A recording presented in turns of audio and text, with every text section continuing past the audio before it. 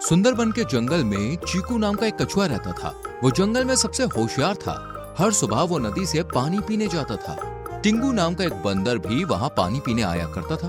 धीरे धीरे उन दोनों में बड़ी गहरी दोस्ती हो गई और बहुत अच्छे दोस्त भी बन गए। एक दिन दोनों तालाब से पानी पी के जा ही रहे थे कि चीकू की नजर एक केले के पेड़ पर गई।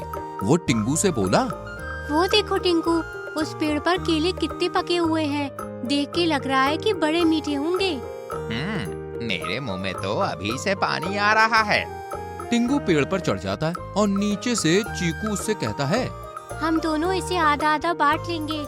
टिंगू बहुत ही लालची और मतलबी था। वो केले बांटना नहीं चाहता था। उसने अपना दिमाग चलाया और बोला, चीकू, मैं ऊपर का हिस्सा ले लेता हूँ, तुम नीचे का ले लेना। चीकू को टिंगू के लालच का पता था, पर दोस्ती के कारण वो मान गया। उसने मन ही मन सोचा कि अगर वो नीचे वाले हिस्से को उगाएगा तो वो ढेर सारे केले खा पाएगा। चीकू और टिंगू इसके बाद अपने अपने घर चले गए। चीकू ने उस नीचे वाले हिस्से को लगा दिया और रोज उसे पानी देने लगा। कुछ समय बाद वो पेड़ बहुत बड़ा हो गया और उसमें केले भी आना शुरू हो गए थे। अब चोरों से बचने के लिए वो अपने पेड़ की खुद ही पहरेदारी करता था। एक दिन टिंगू चीकू से मिलने आया और उसने उसके केले के पेड़ को देख लिया। टिंगू के मुंह से तो लार टपकने लगी। इतने सारे पके हुए केले तो मैंने आज तक नहीं देखे। आज तो दावत होगी। चीकू, तुम्हारे केले तो अब खाने के लिए एकदम तैयार हैं, पर उन्हें तोड़ोगे कैसे? रुको, मैं तुम्हारी मदद करता हूँ। एक दोस्त ही तो भला दूसरे दोस्त के काम आता है कि नहीं? हाँ भाई ठीक है, तुम इन्हें तोड़ दो और कुछ केले मैं तुम्हें भी दे दूंगा।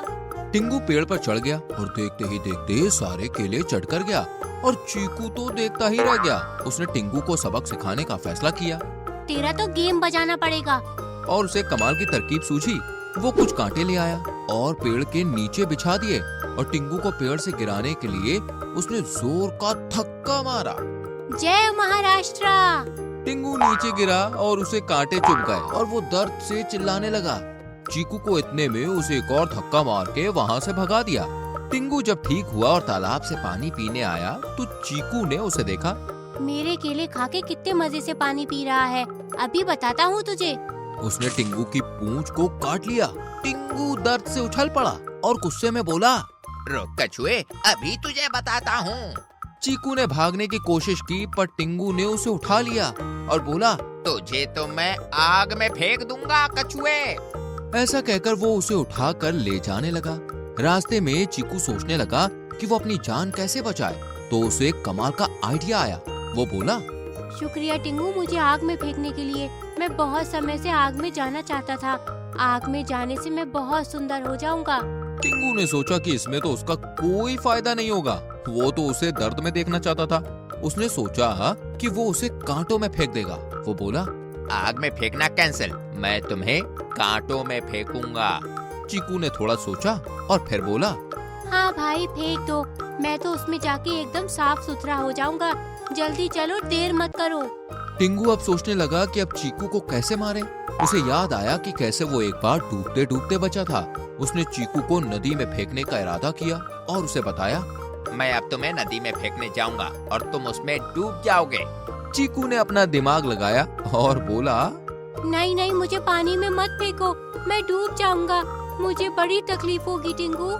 टिंगू गुस्से से लाल हो गया और उसने चीकू को पकड़ने के लिए अपना हाथ आगे बढ़ाया, पर वो नदी में गिर गया।